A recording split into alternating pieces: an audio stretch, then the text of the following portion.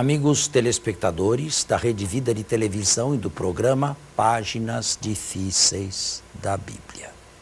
Na semana passada eu terminei a grande introdução. Agora vamos começar a viagem pelo mundo evangélico. Certo?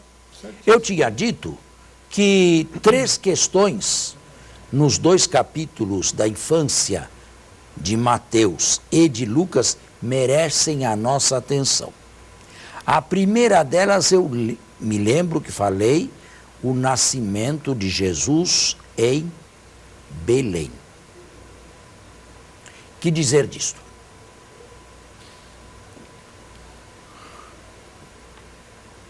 Está o povo cristão católico tão impregnado de Belém que estas minhas palavras quase soam blasfemas. E, no entanto, eu as justifico.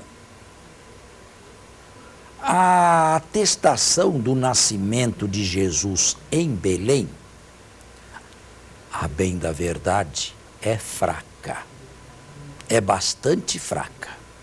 Ela só está na infância de Mateus e na infância de Lucas.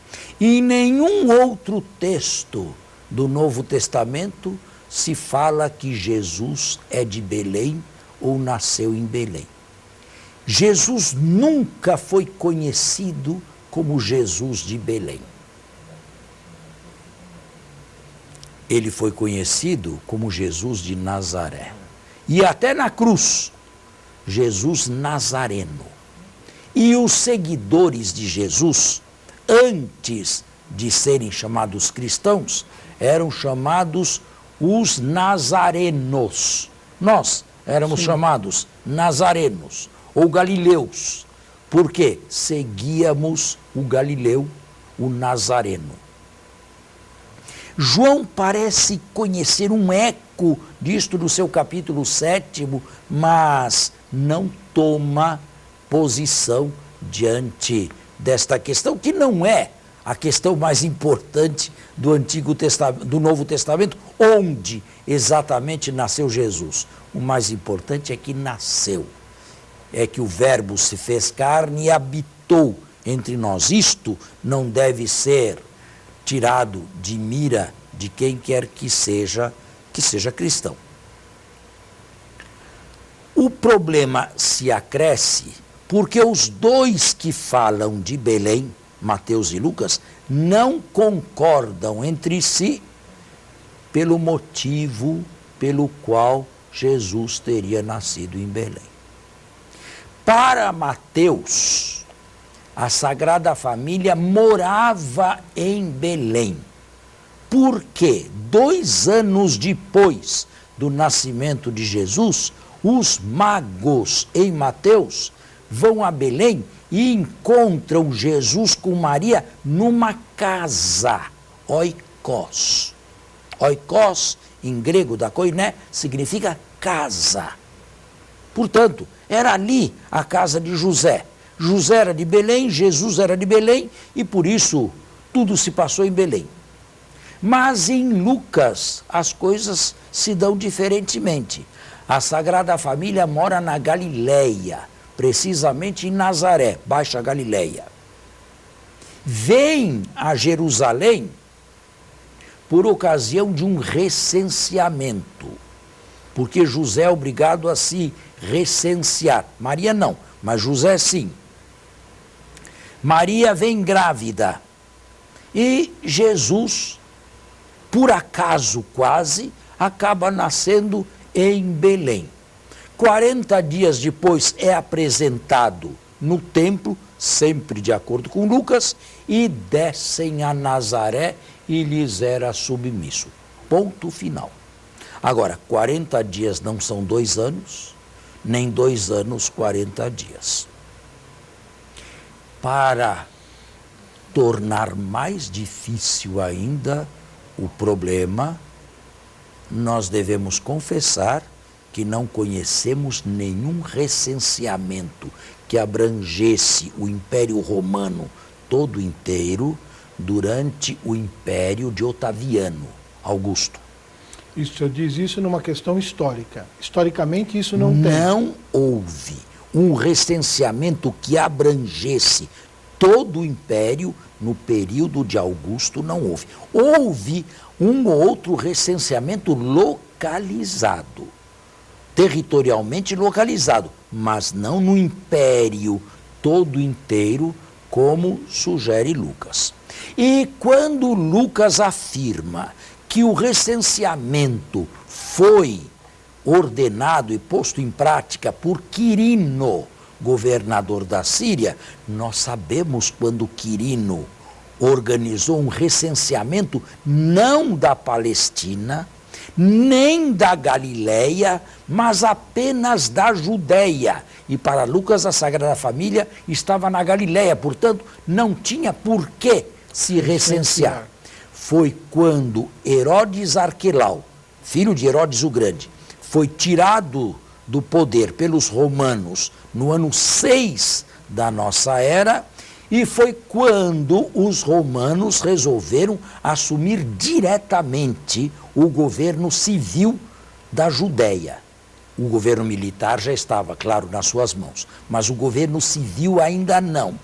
Como a Judéia era um barril de pólvora, os romanos resolveram assumir diretamente o controle da Judéia, governando-a através de prefeitos romanos. E nós conhecemos a lista de todos os prefeitos romanos. Portanto, não há como escapar.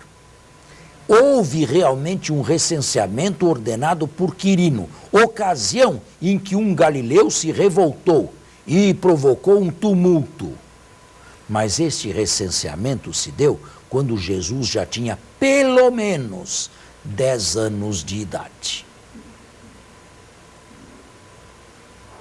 É possível que Lucas tenha confundido dois finais turbulentos de reinados herodianos. Quando Herodes o Grande morreu, no ano 4 antes da era cristã, houve um tumulto a respeito da sua sucessão, antes que os romanos respeitassem o seu testamento. Quando, 10 anos mais tarde, o seu filho Arquelau foi tirado do poder na Judéia, houve outro tumulto com o recenseamento de Quirino, governador da Síria.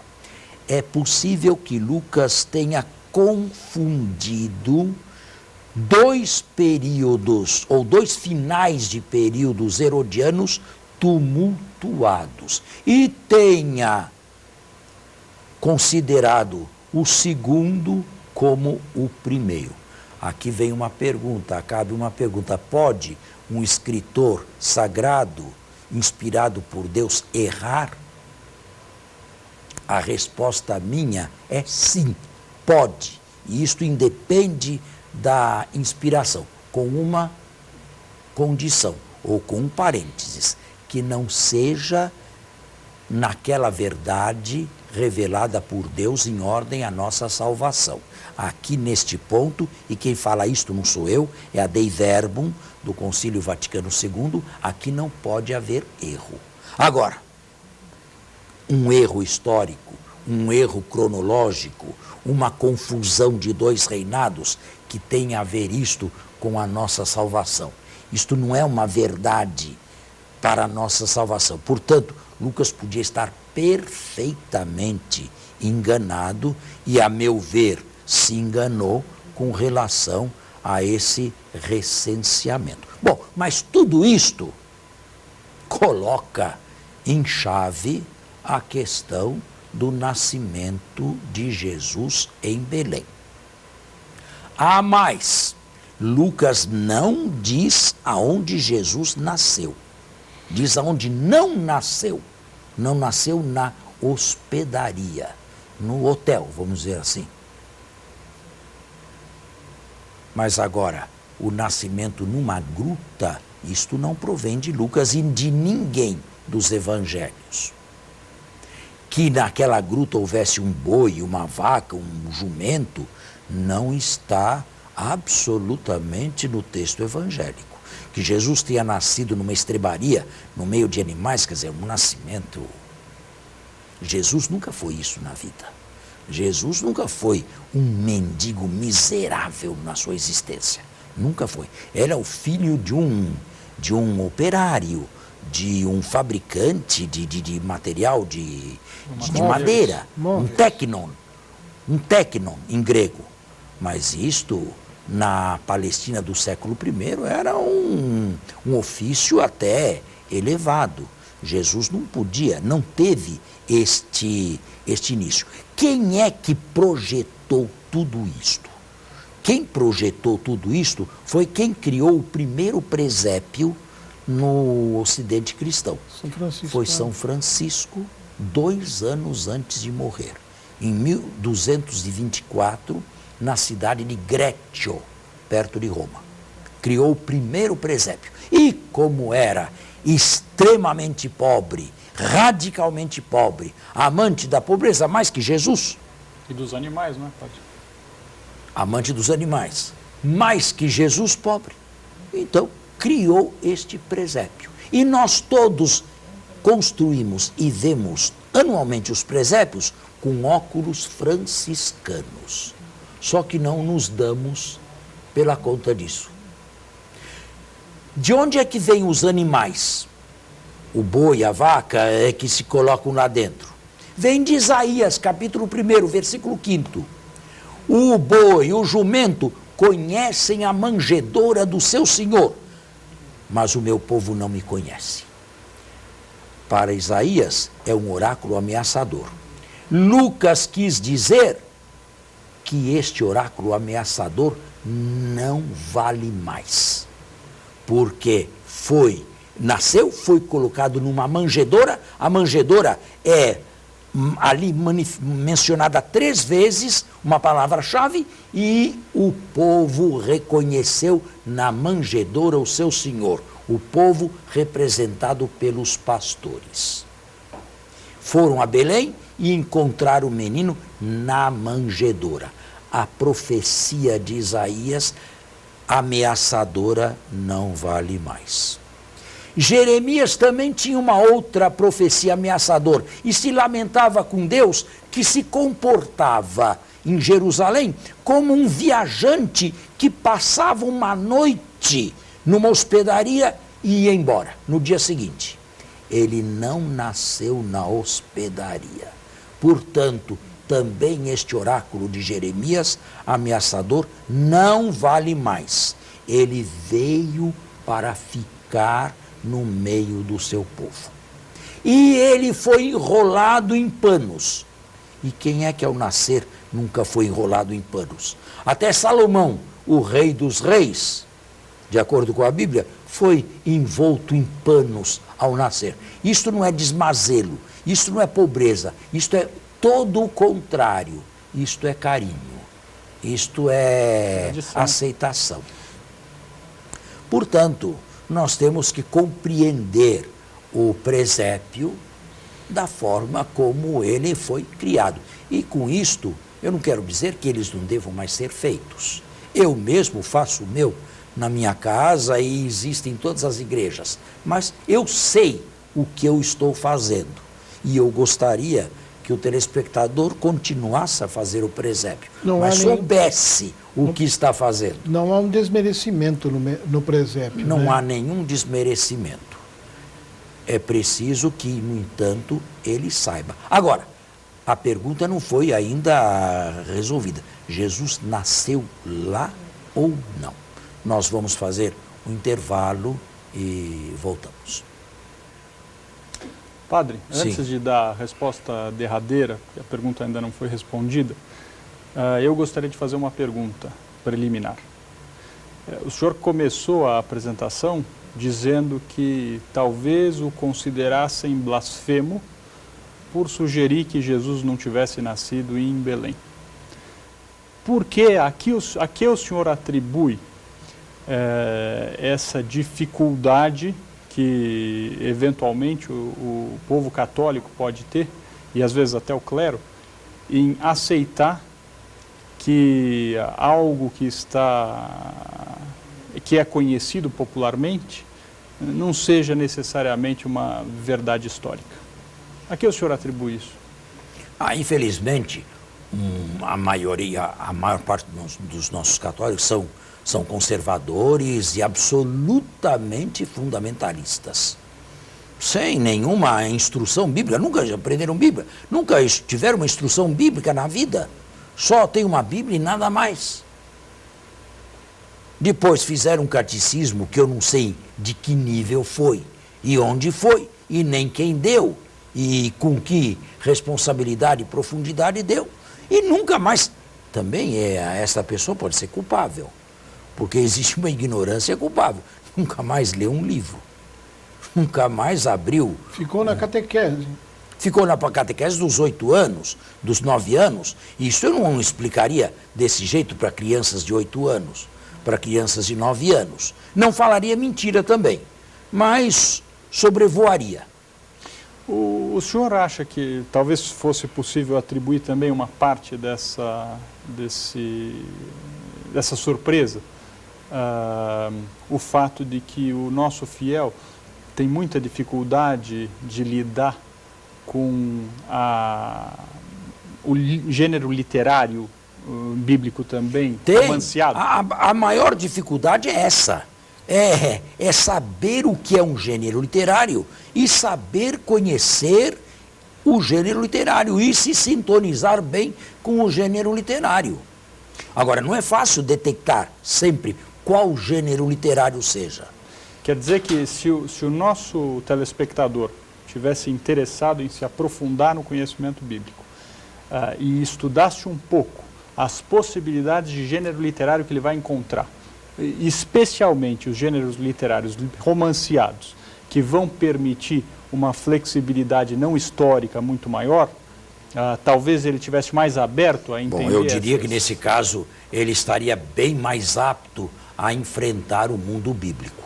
E sem nenhum problema para a sua fé, porque a minha fé é a mesma da minha mãe, da minha avó, dos meus antepassados. Eu não mudei nada. E não há nada aqui que tenha mudado. Eu só conheço com maior profundidade.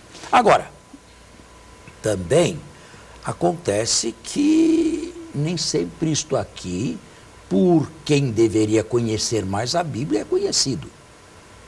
Não quero dizer que todos os padres devam ter feito o Instituto Bíblico. Isso não é possível, não é o caso. Mas conhecer livros que falam dessas coisas há 30, 40, 50 anos atrás, eu não estou falando de 5 anos, estou falando de muito tempo, se poderia ter, ou chegar a ter esse conhecimento, acredito eu. Não é? Como mensagem, seria possível deixar que a leitura fundamentalista, ou seja, a leitura do texto como... A leitura ingênua. Como ver uma televisão, como o senhor gosta de comparar. A leitura ingênua. É uma ferramenta destrutiva na compreensão da Bíblia. Claro. O conservadorismo, o fundamentalismo... Fundamentalismo no sentido de que aquilo que está escrito tem que ter acontecido exatamente assim. Exatamente como está escrito. Isso está escrito que o peixe engoliu Jonas, então deve ser entendido.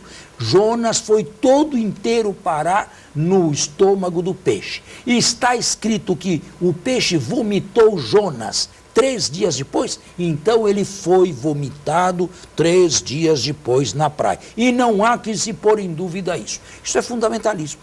Perfeito. E a dificuldade do fundamentalismo é que ele se fecha a toda a questão histórica, teológica, lógica, obviamente, e científica, exegética. São pessoas que vivem de certezas. Tenho certeza. Nunca estudou, nunca aprofundou, nunca procurou investigar, nada. Mas tem certezas. De onde vieram essas certezas? De onde? Quem as construiu? É que o fundamentalismo, ele é alguma coisa assim, contagiosa, né? Vamos dizer assim.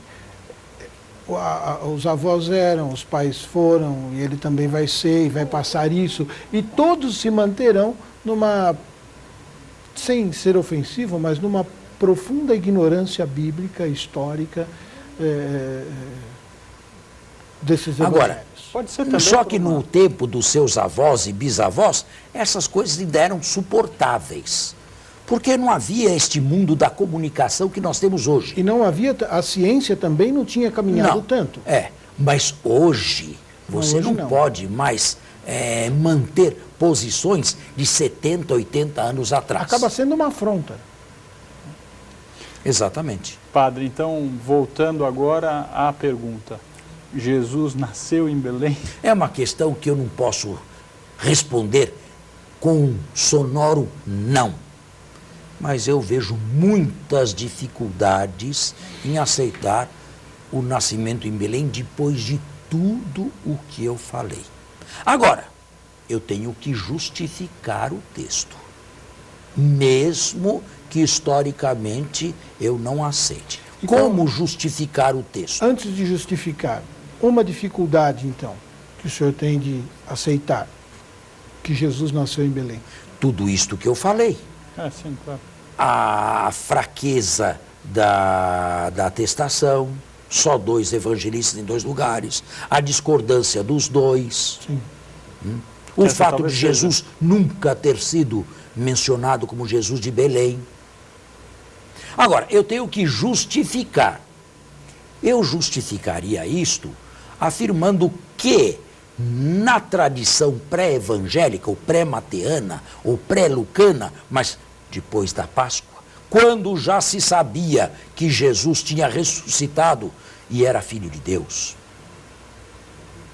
se afirmou que Jesus então era Messias, o que não havia sido afirmado em vida, porque Jesus não queria este título para si, não assumiu este título, por causa do nacionalismo escondido.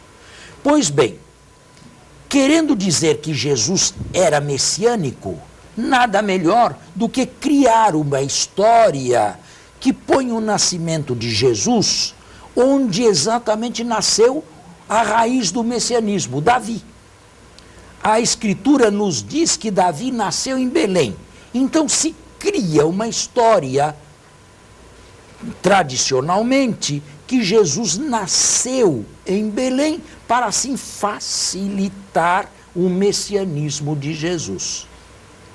É assim que eu justifico. A isto se dá o nome de teologumeno, uma história criada para veicular uma mensagem. O importante não é tanto a história, o importante é a mensagem que ela quer veicular e que pode permanecer mesmo sem ela.